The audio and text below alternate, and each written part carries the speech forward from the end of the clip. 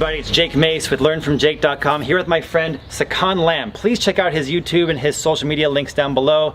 We were just in a video together talking about the wooden dummy and how to use the techniques of the Muren Zhuang on the street. You have a martial art you've been practicing lately called Silat. Tell us a little bit about Silat. So Silat is a traditional martial art you can find in Southeast Asia, particularly Malaysia, Indonesia, southern Philippines, southern Thailand, parts of Vietnam.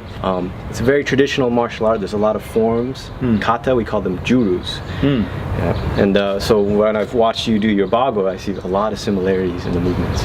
If you guys don't know, Bagua Zhang, or the 8 changes of the palm, is one of the traditional styles of Chinese Kung Fu. It's one of the sister arts, Tai Chi Quan, or Tai Chi, Xing Yi Quan, or Xing Yi, and Bagua Zhang, the 8 directional palm. So maybe I can show a couple moves of Bagua, and you could show how they are also found in Silat, and maybe the self-defenses of them for street survival. Sure thing, we could try to bridge the gap.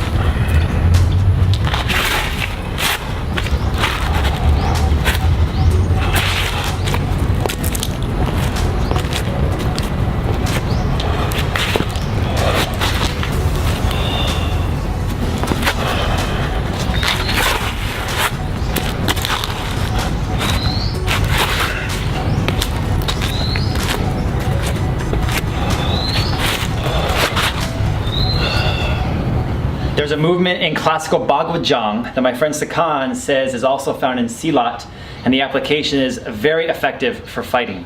And it's in the beginning of Bagua when we open the hands this way and then we offer the hands this way. This is ride the horse and ask the way, then we turn and under the leaves hide the flowers, wild ducks come out as a flock. And when a Silat practitioner like yourself sees this, you see some arm drag, yes? Yes, so the movement that we're looking for, we call Shabandar. And Shabandar in Silat is pretty much an arm capture, an arm grab. So we can go on the outside or we can go on the inside. So this movement, we're gonna go to the inside. Say someone decides to throw a right hook at us, I'm gonna block and I'm gonna capture. I'm gonna swing it and an arm drag and get myself away. So it's important when we drag that I'm pulling towards the corner, towards the 45, I'm using my lat muscles. And after the finish, I'm gonna put my ear against his shoulder or his lat, just so that I protect myself so he can't elbow me or headbutt me or anything like that. And drag, make my way out. People don't realize that for fighting, closing that space is very important. Absolutely important, especially if you don't want to get hit in the face. One more time. Here, block, I shoot under, I capture, I swing, and I drag, I twist my ear, I can push, I can go for the back. It's really up to you. Once from this side? Sure thing.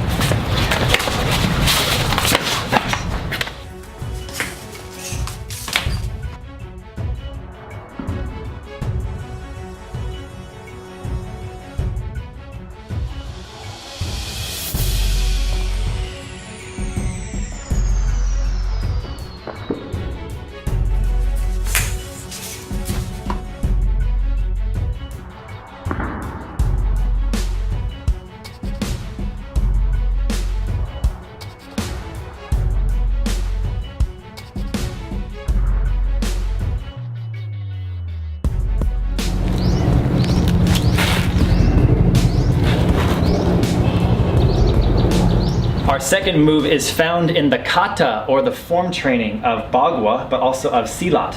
That's right. And you're going to show the fighting application for us. Sure. What do you want me to do? So if an opponent throws, say, a lead hook, I'm going to parry it out here. I'm going to wipe the eyes. I throw the elbow. This is an elbow sandwich. And then from here, I'm going to do what we call an elbow kenjit, siko kenjit. It's a compression. It's going to sweep over him, especially if I'm in a nice low horse stance. Okay? That horse stance. It's not just for conditioning. Not just for conditioning. Right? Here comes the lefty. Base.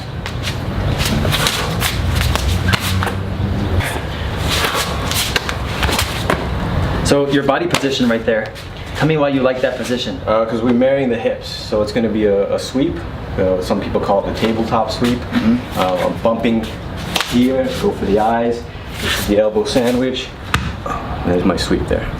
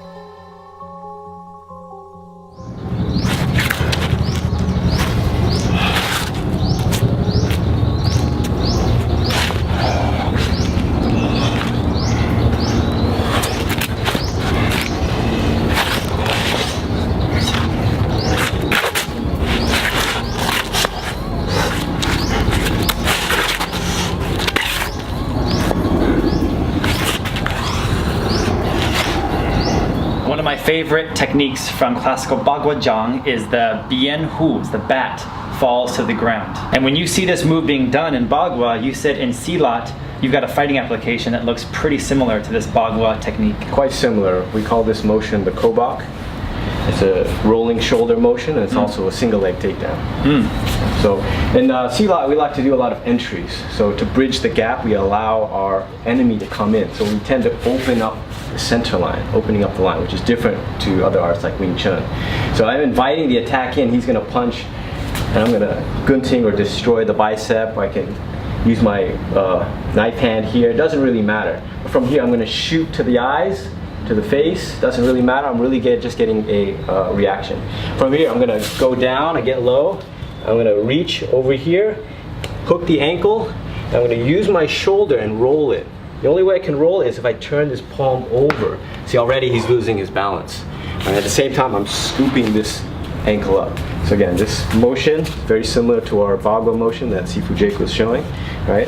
We call that the kobak. We've been training this technique for the past 30 minutes or so, and my bicep has taken the abuse. So can the camera come in and show what you're doing to that bicep? Because that's, I'm getting taken down, but that's the move that's hurting the most. Yeah, we'll call this a gunting. It's not going to knock anybody out, but really it's just one single step onto the goal, which is to get him in the eyes, get him in the face, get his attention elsewhere, and then go for the takedown. It's like you're chipping away. Yeah, exactly. So as he punches, I'm going to split this here, and I'm going to use my knuckles here. What part of the fist are you using? Yeah, I'm using these 4 knuckles here, or I can use my knife hand, right? And then I want to think of a ricochet. Bing, bing, bam, bam.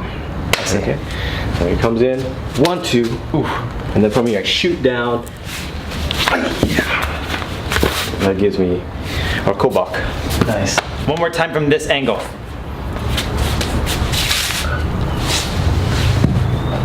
Nice. Yeah, I can feel I'm going back down the chimney here. Yeah, I don't want to kill you.